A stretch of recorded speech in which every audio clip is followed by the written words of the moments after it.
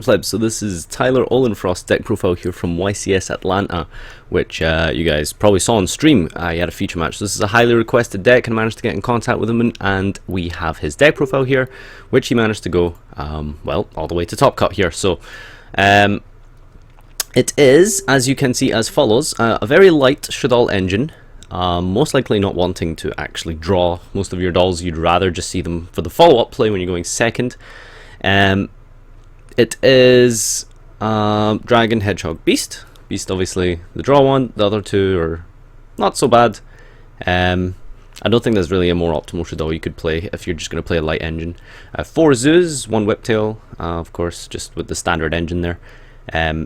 Obviously the advantage of this here is that you can end with Invoker very easily, so you're guaranteed to get your Zoo combo off with this deck. So that's what the Burning Abyss facilitate. And if you open something like Terratop into Burning Abyss, you can also go into Dante Invoker or potentially Beatrice Invoker and go from there.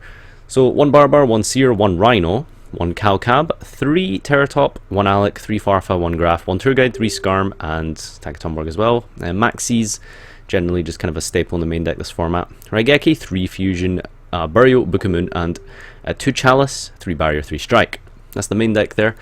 Choosing not to play the Black Sheep with the searchable polymerization that you can do. Generally, that's obviously like if you hard draw one of your Shaddolls, you can just fuse them away like that. But because obviously this is a very light engine of Shaddoll, you're not going to be like drawing it. Therefore, searching the polymerization isn't really that good.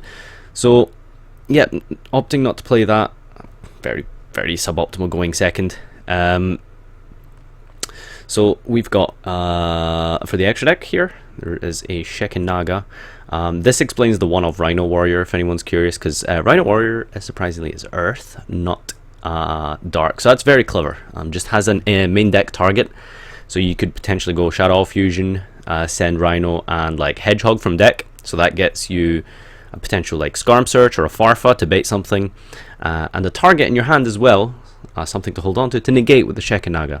So that's very clever how he's used the Earth monster there. There's nothing better than that you would really want to put in this deck. So, yep. Dante for the Beatrice summon. 1 Winda. So 1 Winda could be potentially a little bit harsh on this deck, just because of the fact that you are essentially relying on that one of Winda. And in a format with Kaijus, it can be outed fairly easily. But against non-Kaiju decks, it's obviously a nightmare to get over for a lot of decks. Let's put it that way. It is super hard for some decks to get over just a single Winda. Zoo just cannot deal with a Winda. They have to, like, you know, go straight into Dryden and hope they've drawn like Whiptail basically to be able to out it. Beatrice, I think we mentioned that already. Double Emerald. So he's playing a very heavy Zoo engine in his extra deck. That just means that he can repeat the combo again. I actually tested this deck myself personally and chose to like play a couple more rank 3s and stuff, an extra Winda, just choosing to play one of each Zoo card. But I guess realistically the Zoo is part of like a major win condition, so having access to it a second time with the combo is obviously very strong. Very surprised we don't see a Kagasuchi in here actually, because I'm double checking his deck list on the other screen here just to make 100% sure. Yeah, he actually did not play Kagasuchi, so that's interesting. I'm not really too sure about that, but it seemed to work well for him. But I think Kagasuchi can make a very good addition to this deck. So for the Zoo cards, yeah, 2 Mortar, 2 Dryden, and 1 Bow, 1 Broadbow. Broadbow obviously not very important at all when you don't have the searchable fusion. Invoker, of course, you know, going into your rank 3. Double Dante. So in testing, when I tried this deck for a while, it's like struggled to make 1 Dante, never mind 2, so who knows, like maybe this is cuttable, not too sure. Side deck is 2 Lancia and a Dweller as well. He actually chose to side a Dweller, so I mean, maybe against Frogs, maybe perhaps for some kind of BA or Shaddoll variant, because Shaddoll's kind of spiked up in a little bit of popularity in recent weeks. So there's always that option in the side deck. Double Dark Hole for board wipes, Twin Twister obviously very good in this deck, ditch a BA, Twister, pop, ditch Farfa, hit 2 back row and get rid of Trident, that's really cool, not really that unrealistic to open. TT in the side as well, double breakthrough, Vanity's Emptiness, going second, 2 breakthrough. I thought initially it was maybe because you could like mill this, but because of the fact that he's not playing Kagasuchi, you know, I guess there is an option if you do mill it, and it is, the effect negation is not like super terrible, and with the fact that you can use it again is what makes it really strong, because you can use it once and then use it again on their turn to like negate Trident. That's obviously a very strong play when you're going first, and obviously if you go first you can like Vanity's Emptiness, that's obviously extremely important, and then 3 anti-spell as well. He mentioned a little bit about anti-spell, so I'll get up his message right here and see what he kind of like had to say about it. So yeah, he didn't really have too much to say about this deck. It's just he thinks it's, you know, very, very strong. It doesn't really have any bad matchups for the most part. It has a very, very high ceiling. There's a lot of things that make the deck very strong. For example, a single Shaddoll fusion can out a board of Crystal Wing and Raijin without your normal summon, and then when you're playing against Zoo, you barrier on Borbo before they overlay anything onto it, so it is useless and makes fusion live. So if you do have fusion, you just let them extend and then you stop their play, and then you have the Shaddoll fusion for their turn. I played 2 Tigress instead of Broadbow because it can attach material onto Beatrice or other XC while there is only one real target for Broadbow. Oh, reattaching to Beatrice is actually quite interesting. Yeah, that seems like that could come up quite a lot. The 3 anti-spell and Dweller in the side were bad and not needed. The rest of the main and extra and side were great. I would assume the anti-spell was sort of just there for like perhaps some kind of pendulum matchup if he anticipated it, but you know, as he said, like it wasn't really necessary. So yeah, you're potentially, if you're going to try this going out, then you're able to test it for yourself and see how it goes. Fusion is a massive blowout against barrier, so fusion is obviously just really why this deck is like super strong. If you go second, you can like special 2 BAs and like overlay, and then they like, you know, will maybe stop you before you overlay with like a dimensional barrier, but then you have a Shaddoll fusion in your hand, so now you can fuse since your Xyz shut off for the turn and making Winda, get some advantage, pop a back row with Dragon for example, and draw with Beast. That's obviously really powerful. I never sided the Shaddoll engine out because the standalone monsters are very strong. A set Dragon is very hard for Zoo to deal with, funnily enough.